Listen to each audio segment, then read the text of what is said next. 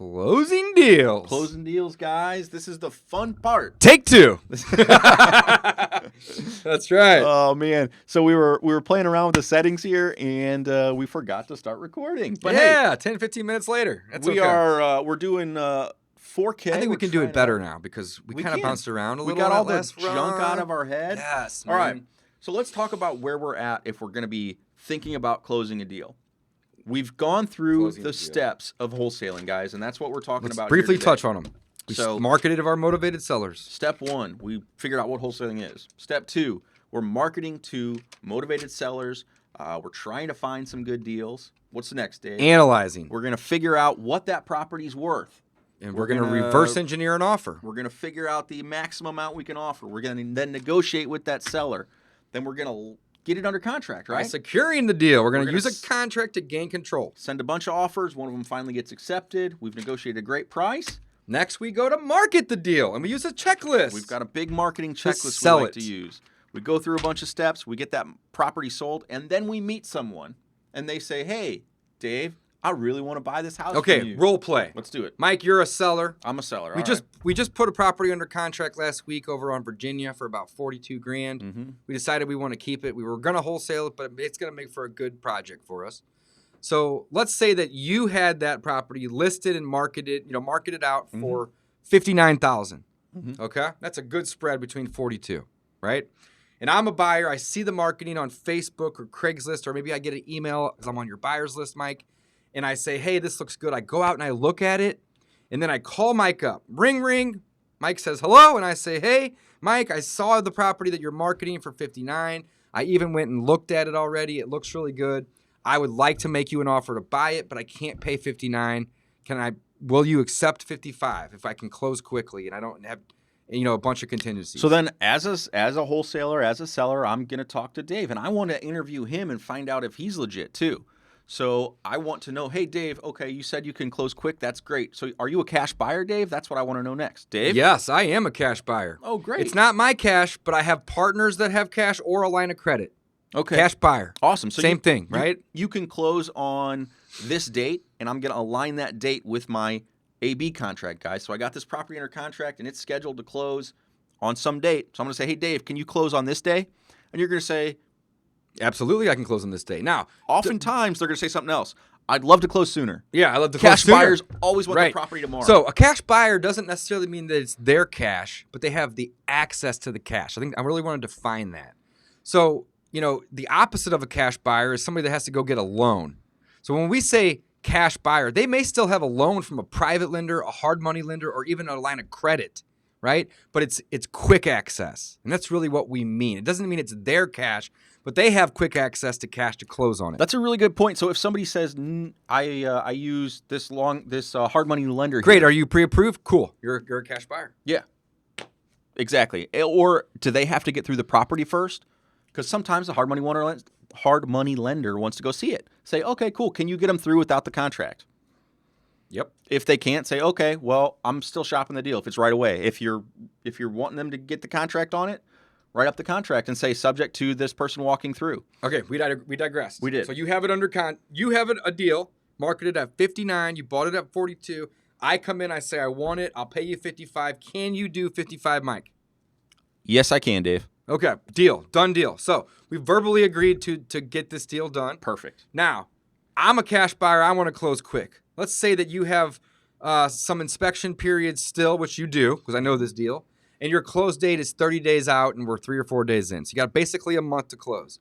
So I say to you, hey, I need to do some inspections, but I don't need to do a ton. I need to do a sewer scope, and I need to get my guys out there. Can I have a couple days? Can I have 3 days?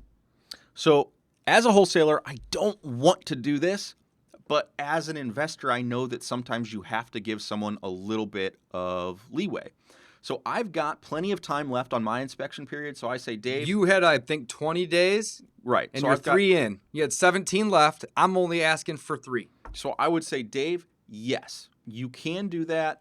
I'm going to need you to let me know, though, after those 3 days right away. Or if anything comes up during those, just let me know right away because, as you know, I'm a wholesaler and I have to get this property sold. If you don't buy it, I got to find somebody else. Now, I'm committed to this seller, yes, and I need to get it sold. So I would say, yes, Dave, I can. I'm going to limit it. Let's go let's jump back out of this, Dave, because we're going to start talking about the contracts. And I want to talk, before we do that, about our title companies and closing attorneys, if you don't mind. Yep. Before we get into the weeds of contracts. Okay, just real quick, though. Sure. So we've agreed. I'm either going to send him a contract or he's going to send me one, and we're going to have it in writing.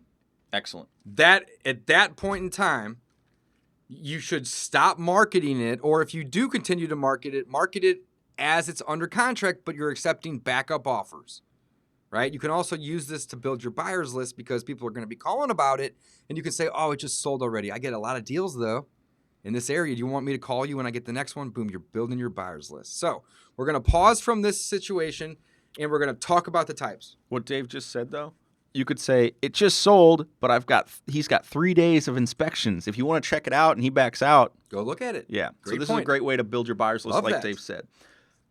Getting back to first things first. So title companies and closing attorneys. They are going to be required to do deals. So, yes. Not required. We highly recommend you do it. I would make it a requirement I for would all say- of my students and your students, of course. You don't need to use them, but it's going to be dangerous because you're not protected. Right. That's the purpose of these two parties, a title company or attorney, is to protect the interests of everybody, not just you. Exactly. The seller, the original seller. You You, the wholesaler. and the buyer. The end buyer. Your end buyer. And your end buyer's protection is protected because when he fixes it up or decides to sell it in a day or 10 years, he can do so at that point too. And 95% of the time, your end buyer is going to want to use a title company. So Absolutely. we highly recommend using or a closing attorney. So, not to dive too deep down the rabbit hole of Let's title not. companies and attorneys, depending on where you live, one or the other may be more prevalent. I can't speak to outside of the U.S. because I don't know, but Mike and I live in the state of Missouri, and title companies are the thing here. Attorneys can also close deals in the state of Missouri. I've done it with attorneys before. And again, I don't know why. I'm pretty sure it's some law that just states that attorneys have to close all real estate transactions. In some states. Exactly. Yes. I don't know why. And there's even in Missouri, so there can be debates on, should I use a title company or an attorney? Well, it's just pretty common to use title companies, so that's what we do. That's what we do. That's right. Again, they specialize in it. So we're going to group title companies and attorneys into one category for just a second. Why are they important? Well, we had mentioned that it's about protecting everyone involved's interest, right? But in order for a contract to be legal and valid and a property to be under contract, you have to do two things. You have to open escrow with an escrow company. Well, guess what? Title companies are escrow companies. Mhm. Attorneys can also be escrow companies or own escrow companies, but you have to open escrow with an escrow company. That's number one, by delivering your contract. And number two, you have to deposit your consideration for your agreement, which is called earnest money. So earnest money goes into an escrow account who is owned by an escrow company, and they're going to facilitate the transaction. They're going to make sure that all the debts are paid whenever it's transferred. And they're also going to make sure that the deed is recorded with the county to show the transfer. So the ownership actually changes. So that's why the title companies come into play. They guarantee you that you can sell that property later if you buy it through a title company because you get what's called title insurance. Again, I don't want to dive down this hole too deep, but we highly recommend you use them because it protects not only your interest, but everybody else's interest involved. Okay? So, Awesome. moving on. Okay, so we've talked about title companies. Now let's talk a little bit about the types of closes.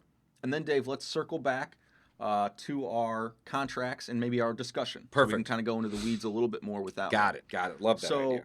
types of closes and why we use the different types of closes. Okay? I think we talked about A, B, B, C, but if not, let's refresh on that one. Sure. Okay, so we're just going to use these little symbols. So A would be your seller, B is you, the wholesaler, and C is your end buyer. So your A-B transaction is between the seller And you? and you, the wholesaler, and your BC is between you, You, the wholesaler, and and the buyer. C, your end buyer. Okay? So A, B, B, C. All right? So just so we're all on the same page when we start going through some of this stuff. Mm-hmm. You can do a double closing, which is where you, as the wholesaler, go. Let me help. It's for it. separated. That's Exactly. the easiest way to look at it. It's separated because there's two closings. You are still going to purchase from the seller, right? But simultaneously, or typically on the same day, you're going to then turn around and you're going to sell it to your buyer. You can't sell it to your buyer if you don't buy it first. The cool thing is you don't need your own money to do this in most areas. And if not, you can use a transactional funder to help with this. But we in the state of Missouri can do what's called double closes that are dry funded, meaning we can use our end buyer's money.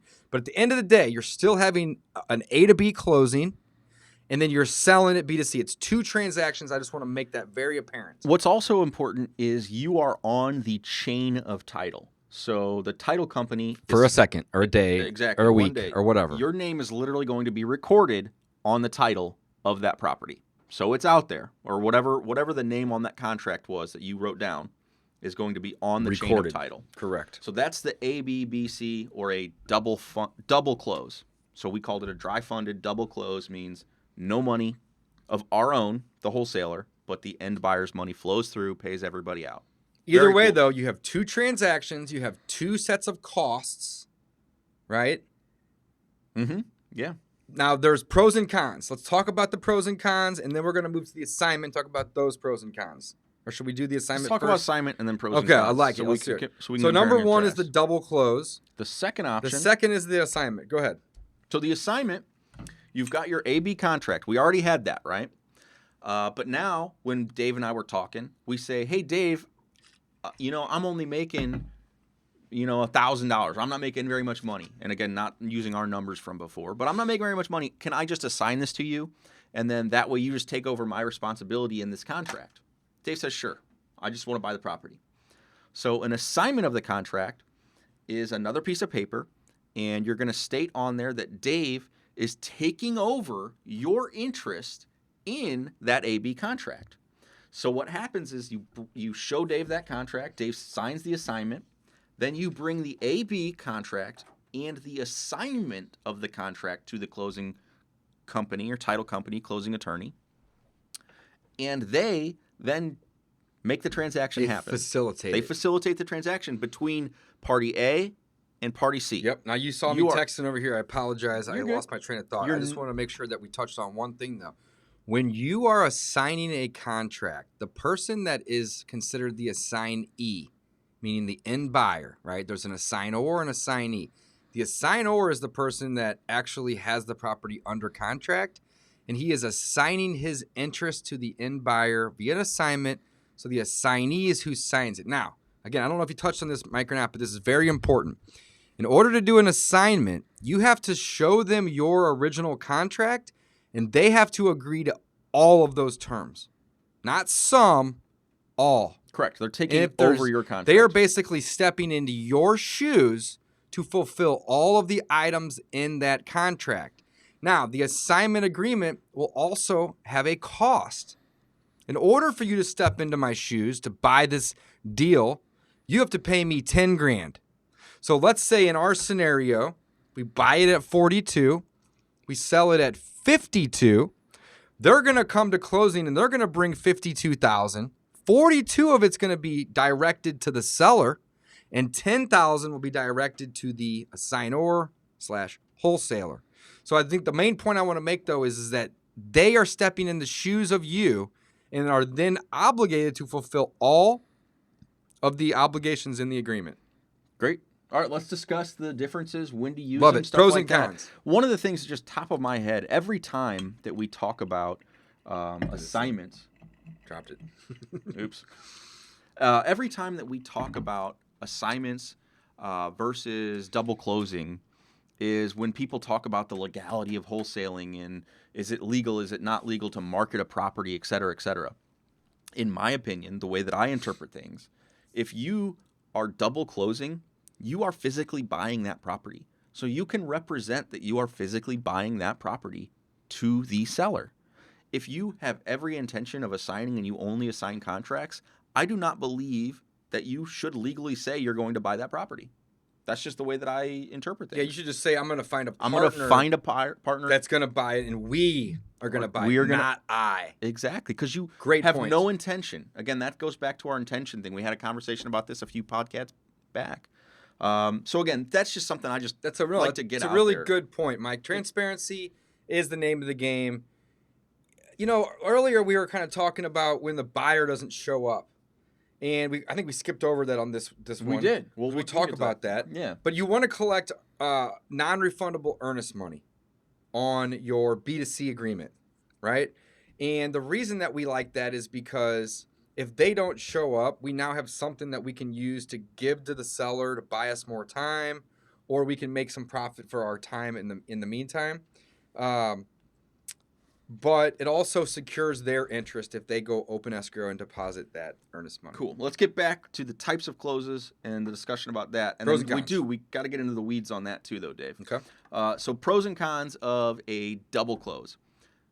Biggest pro, if I'm making 13, 15, 20. Let's go big. Let's say you're making $35,000. $35,000. And let's say that if I knew that as the buyer, I wouldn't be okay paying him $35,000. Let's use similar numbers. So say Dave is buying this property for $52,000. He agreed to $52,000, and I'm making $35,000 as a wholesale fee. So I've got it locked up for like $15,000 or something like that.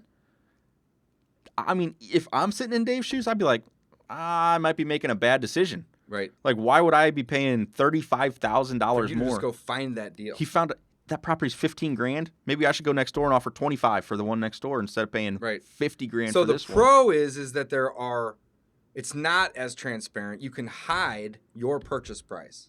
Wouldn't that be the easiest way to describe that? Yeah, you hide your purchase price and your fee. You're the money that you're earning. Great point. For the work that you did. You're hiding that your is fee. The pro. You're concealing it. It's not hidden forever. Yeah, that's true. After a month or two, it's going to come out. But you're concealing it now to get the deal done. That's the pro of double closing. Another pro, and this is kind of a long-term game here, is you are physically taking title to that property, and you are physically selling that property. So why is that important? Well, so that's what I'm going into. Okay. So from an accounting perspective, you are getting, you're issued, what are they called from the title company or closing attorney? Settlement statement. Settlement statements. HUD. Right. And at the end of the year, you're going to have to pay taxes on things that you profited on. That you profited on, exactly. So your financials are going to look pretty strong to a bank if you bought and sold $10 million worth of real estate in a single year. You bought, $8 million and sold $10 million, and you made $2 million in profits. That's huge. Right. Whereas if you just assign it, it's just a marketing fee. There's no real skin in the game there. Right, Dave? No, you're absolutely right, man. I love it. That's exactly right. So the pros are you can conceal the profits, and it's going to help you with your financials later because you're going to show a lot of money going in and out of your business. Correct. So that would be the two pros that we like. Another pro that I think is often overlooked is depending on your buyer, you may have to take title before you can sell it to them. So there are scenarios sometimes with hedge funds, or if we are selling to a buyer who's using hard money, they may not be okay with the signing. They may require you take possession before you sell it to them. That doesn't always happen that way, but there are certain scenarios that this happens. You have to take possession in some cases. So the double close is your only option. And again, it gets it done. What about cons of the double close? Let's jump in. Cons of the double close. And there's only one that really comes to mind for me. Cost. Yeah. That's it. You are paying the title company to prepare 2 sets of documents and basically do the work twice. They're researching. Well, they're providing a title policy twice, too. That's the bulk of the expense. Closing a transaction's $300 to $800, no matter what, typically, right? It's the title insurance policy that can be $800, $3,800. It could be $5,000 if the house is worth $2 million. $5,000. So the majority of your cost is the insurance policy, and when you double close, you got to get 2 of them. You got to get one for the buyer on the A to B and one for the buyer on the B to C.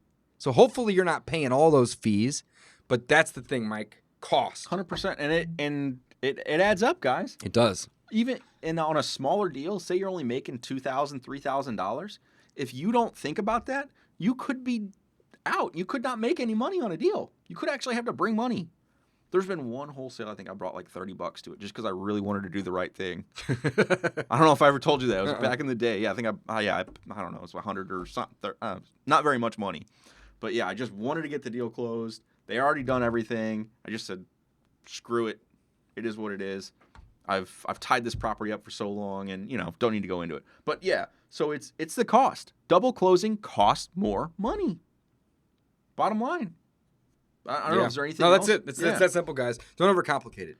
So you got pros of concealing your amounts. What were the other things we talked about with the pros? Is you get to add to your bottom line. Add to your bottom line, so your financial statements are going to look a little bit better. You may have to do it in the event that the buyer requests it.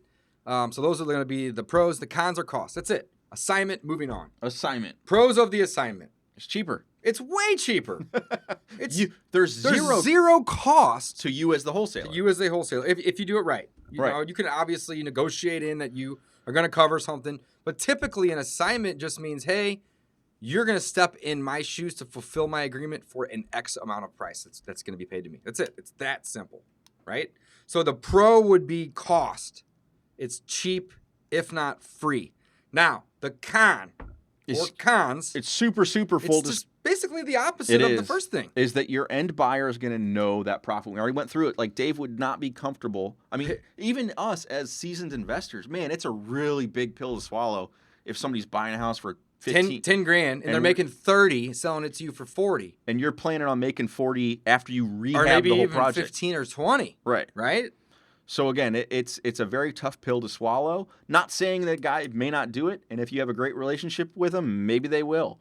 But man, that's a tough pill to swallow for a lot of people. So I would. So the pro is cost. It's cheaper if not free. The cons are you can't conceal anything. You have to give them your A to B, and have them agree to all of those terms and agree to the assignment fee. In order for an assignment to work, all of it. Here's another con. They're stepping into your shoes, Dave. If they don't fulfill that part of the contract, the seller has you as the person. Correct. And that's where the and we circled back from this earlier. We kind of spun off from it. We're circling back now. That's where some of the things in our B2C contract are going to vary from the A to B. Can we dive into this for a second? I think this is the time. This is it. Okay. Number one. Remove all of the CYAs that are open-ended and aren't defined. I just want to restate it, just so we're clear. We are going back now to our example at the beginning. So Dave and I were talking about purchase or selling the property. It's kind of hard not to jump around. I know. So we're going back to when Dave and I are negotiating on price. Dave says, yes, I want to buy it. So now we're talking about our BC contracts. Yep. So we're talking about what do we do different. I'm either going to send one to Mike. All right. We agreed. 55 grand. Same scenario. We're agreeing. You have it for 42. You're marketing it for 55. I went and viewed it, and I say, hey, I like it, but I can only pay 55, or that's all I'm willing to pay. And you say, screw it. That's a great deal for me. Let's do it. I'm at 42. If my math is correct, it's a 13K spread. Okay? Okay, so that's where we're at. That's where we're at. We love it. We're both happy. Dave's going to get a property he likes. I'm going to make a $12,000 win. Yeah, exactly. Win. $12,000 fee. Seller. The seller's going to get to sell the property. Win. For the price that you guys agreed was fair. Everybody's winning, which is great. So the difference between our AB and our BC contract now is what we're kind of going to discuss. Two ways this can work. I can send him a contract, or he can send me a contract. Okay. And ideally, you want to have control. Right. If somebody sends you a contract, it's what they write. If you send it, you can write it. So please take off. That was exactly what I was going to say. I didn't mean to interrupt you. I'm sorry. Most of the time, trying to not do that as much here. Most of the time, you want to send the contract because then you're in control of the language in the contract, just like you were when you were selling or when you were buying the property. So when you were in control, what do you need to do? A, remove the CYAs that are open-ended. Remove the based on partner's approval. Remove the contingent upon buyer's opinion of taxes, title, value. These are open-ended CYAs that are going to bite you in the butt.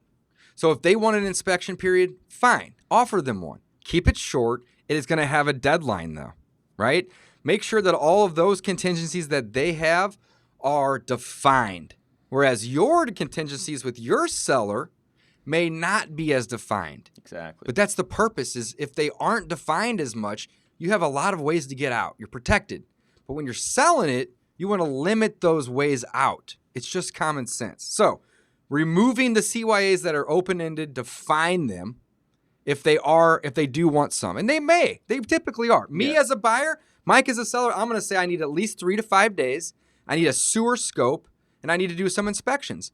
But that's it. So if we can agree on 3 to 5 days and you have at least that on your end, we can get this deal done. Okay, so I've got the AB and I've got plenty of time on it. And I say, Dave, okay, I get that you need to get a sewer scope and I get you want to have it under contract before you spend money to do that. How about 3 days? Can you do 3 days inspection? That way, I'm a wholesaler. I've got to find a buyer. If you're going to back out, I need to know that, right away so I can find another buyer and I don't burn time on my contract and my inspection period. Dave, what do you say? I say, great. Cool. Do you want me to send you a contract, or do you have one that you want to send to me? Dave, ideally, I will send you a contract in 15 minutes when I finish typing it up. Right. Love it. So Mike's going to remove those CYAs. And I'm going to put in there that Dave has 3 days to perform his inspection. Define it. Love it. That's it. That's it. And again, so then send it to Dave. Dave signs it. Okay. Now we're going to add one more thing, Mike. We're going to add the CYA to cover our This is extremely important. B. You have your AB and your BC. Mm-hmm. So what is that and why and how do we add Always cover your B, right? Always cover your B. That's right. So we put in our sales contract, this contract is contingent on the seller's, which is you in this situation, successful acquisition of the property. Why? Why do we do that? Well, because Dave... In the event there's title work issues, or the seller doesn't show up to sign, or has a change of heart, and this happens, it's rare, but it happens, and they don't show up. Well, you've promised this property to a buyer. And if they don't buy it, you're out of contract. You've basically written and agreed to a contract that you can't legally even execute. Your control was removed by the seller not signing. So this contingency is nothing more than a legality thing to keep you from getting sued, right? And it basically says this contract, this whole deal is subject to me as the seller in this B2C scenario acquiring it successfully. If I can't acquire it to sell it to you, then it's void, right? You can't sue me for breach of contract because this whole thing is subject or contingent upon me buying it first. So it's one sentence. The simplest way to describe it would literally be verbatim, subject to seller's successful acquisition of the property, period. And it is important, like Dave said, just avoid any issues because it happens, guys.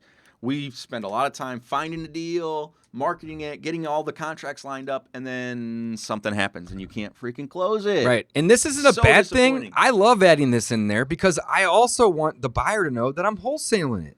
And I want to be transparent. And I don't want them to not be transparent with me and not show up. I'd rather everybody be transparent. Hopefully we're friends and we can make a deal and everyone can be held accountable for those actions, right? So that's kind of where we come in with the B2C contract. So we talked about title companies and attorneys and why we use them and why they are there to facilitate and provide insurance, but also to have a licensed escrow account that we can deposit our earnest money into, as well as our contract to get the property under contract. They also then facilitate. We talked about the 2 ways of facilitating. Double close, which has pros and cons. Assignment, which has pros and cons.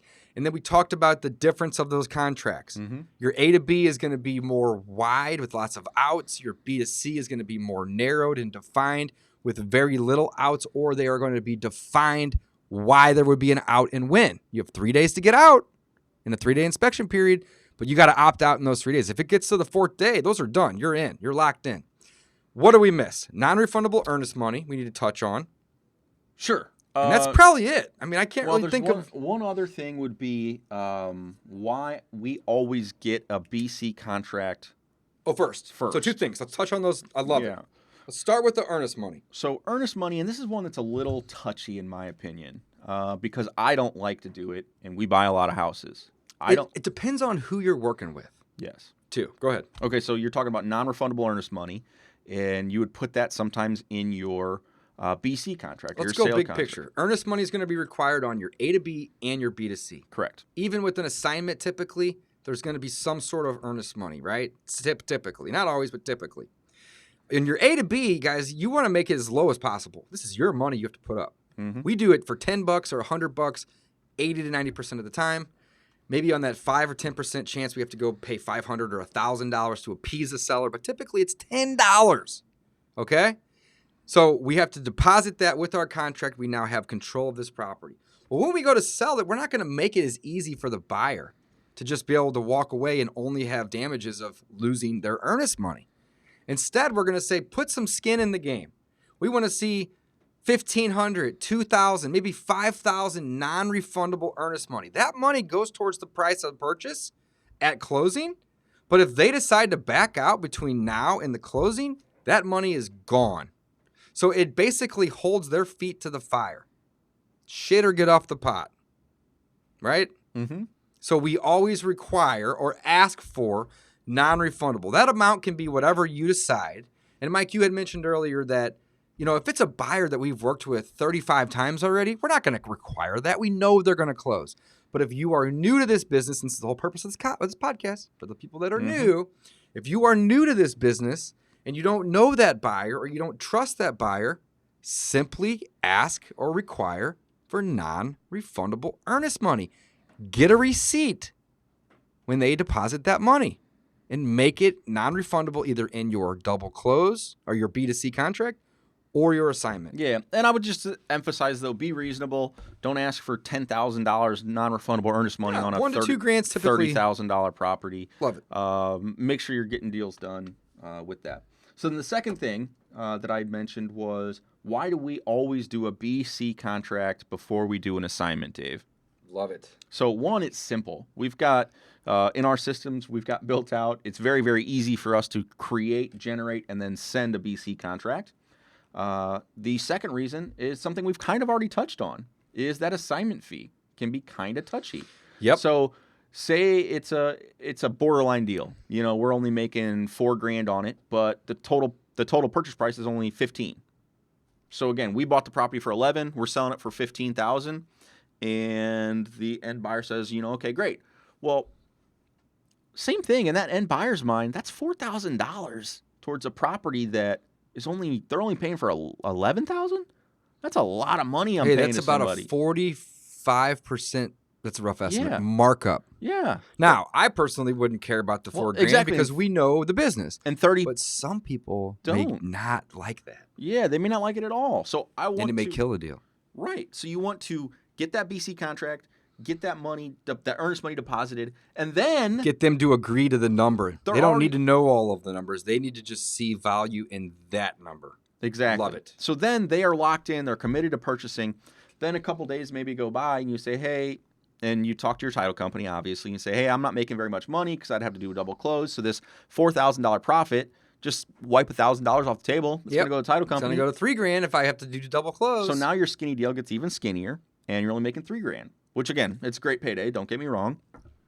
But to try to save some of that money, you could assign it. So you would say, hey, Dave, Mr. Buyer, would you mind if I assign this contract to you? That way, I don't have to pay the closing costs, and it just saves me a little bit of money, and you still get the property. They said, sure, no problem. Yeah, hey, no problem. What are you? I'm curious anyway. What are you into it for? You into it for 11? Oh man, that's great. You're gonna make $4,000.